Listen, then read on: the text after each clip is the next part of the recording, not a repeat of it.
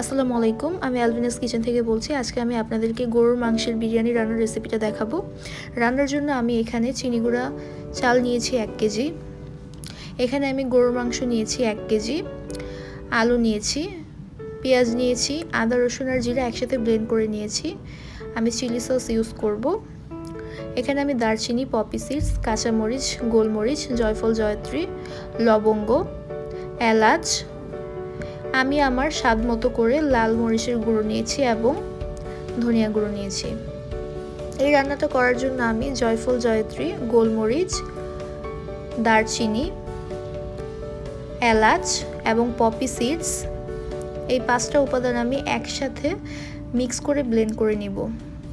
রান্নার প্রথমেই আমি আলুগুলোকে ভেজে নিব এবং অবশ্যই মনে রাখবেন আলুগুলোকে যাতে হালকাভাবে ভাজা হয়।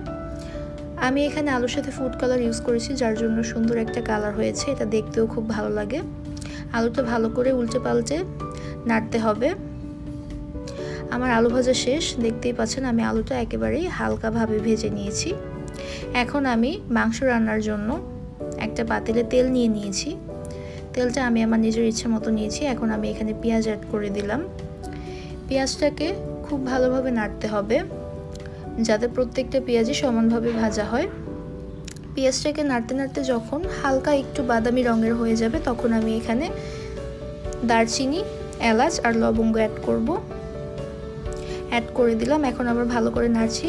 দেখতেই পাচ্ছেন পেঁয়াজটা বাদামি রঙের হয়ে গেছে। এখন আমি এখানে সেই ব্লেন্ড করা মশলাটা অ্যাড করে দিলাম। এই মশলাটা অ্যাড করাতে এখন সুন্দর একটা ফ্লেভার আসবে। এই মশলাটা কিছুক্ষণ ভাজতে হবে তেলের সাথে।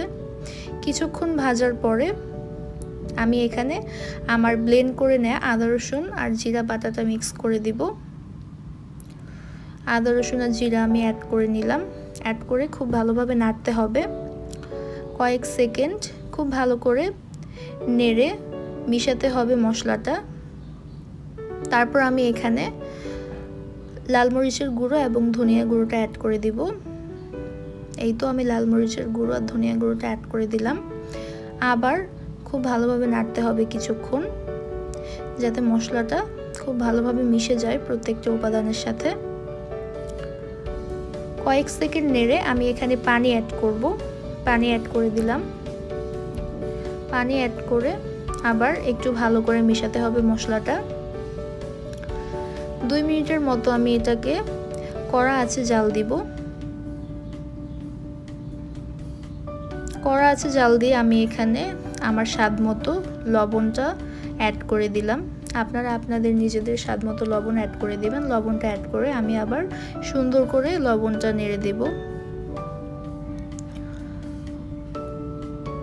দেখতে পাচ্ছেন আমার মশলাটা কষানো হয়ে গিয়েছে। আমি এখন এখানে মাংস অ্যাড করে দিলাম। মাংস অ্যাড করে কিন্তু খুব ভালোভাবে নাড়তে হবে যাতে মশলাটা মাংসর ভিতর প্রপারলি ঢুকে।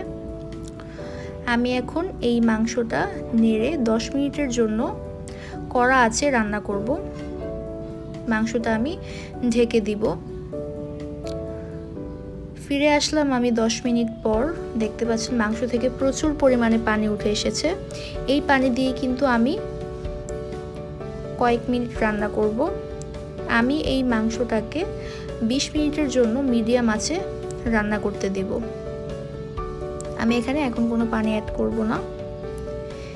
ফিরে এলাম 20 মিনিট পর। এখন আমি এখানে কাঁচামরিচ আর চিলি সসটা ইউজ করব।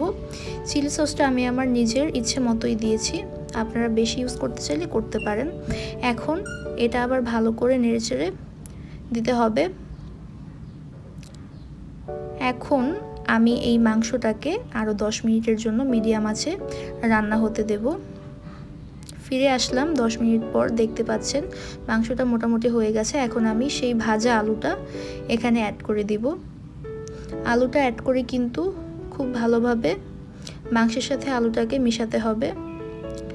মাংসের সাথে আলুটা মিশানোর পর প্রায় 5 মিনিট আমি আবার মিডিয়াম হিটে রান্না করব।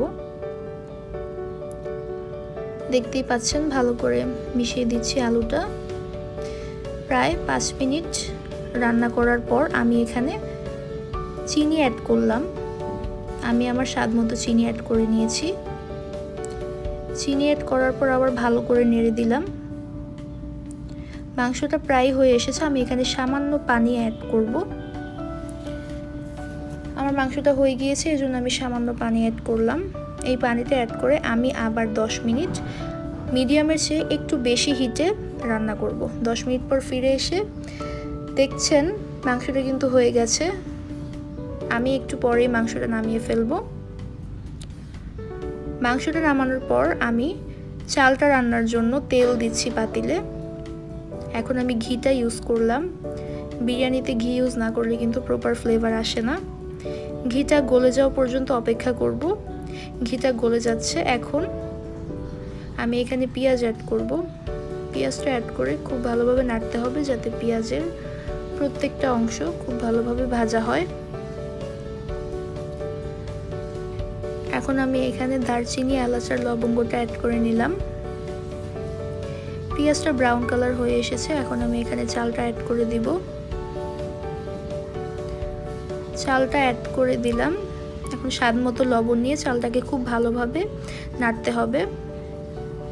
2 মিনিট ভালোভাবে নাড়ার পর এখন আমি এখানে পানি অ্যাড করে দিলাম। পানি অ্যাড করে চালটাকে খুব ভালোভাবে নেড়ে পানির সাথে মিশিয়ে দিতে হবে। আমি এটাকে প্রায় 5 থেকে 6 মিনিটের জন্য ঢেকে কড়া আছে জাল দেব।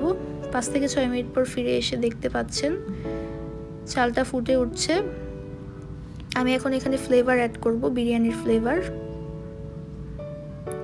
বিরিয়ানির জন্য আমি এখানে হাসানস বিরিয়ানি ফ্লেভারটা ইউজ করেছি। এখন আমি মাংসটা অ্যাড করে দিব। মাংসটা অ্যাড করে কিন্তু খুব ভালোভাবে খেয়াল করে উল্টে পাল্টে নাড়তে হবে যাতে চালের ভিতরে মশলাটা প্রবেশ করে। আমি খুব ভালোভাবে নেড়ে দিচ্ছি মাংসটা যাতে প্রত্যেকটা চালের সাথে মশলাটা মিশে যায়। এখন আমি এটাকে 10 মিনিটের জন্য দমে রাখবো। ফিরে আসলাম 10 মিনিট পর। এটাকে এখন আমি উল্টে পাল্টে দিব যাতে প্রত্যেকটা চালই সমানভাবে সিদ্ধ হয়। আমি এটাকে আরো 5 মিনিটের জন্য দমে রেখে দেব। ফিরে আসলাম 5 মিনিট পর। দেখতেই পাচ্ছেন আমার বিরিয়ানিটা হয়ে গেছে। প্রত্যেকটা চালই খুব সুন্দরভাবে ফুটেছে। এখন একটু উল্টে পাল্টে নেড়ে দেব। প্রত্যেকটা চাল খুব ভালোভাবে সিদ্ধ হয়েছে, দেখতেই পাচ্ছেন। এখন আমি বিরিয়ানিটা সার্ভ করব। একটা প্লেটে আমি বিরিয়ানিটা সার্ভ করলাম। যদি আমার রেসিপিটা ভালো লাগে অবশ্যই আমার চ্যানেলটাকে সাবস্ক্রাইব করবেন এবং আমার এই ভিডিওটাকে লাইক, কমেন্ট এবং শেয়ার করবেন। সবাইকে ধন্যবাদ। সবাই ভালো থাকবেন, সুস্থ থাকবেন।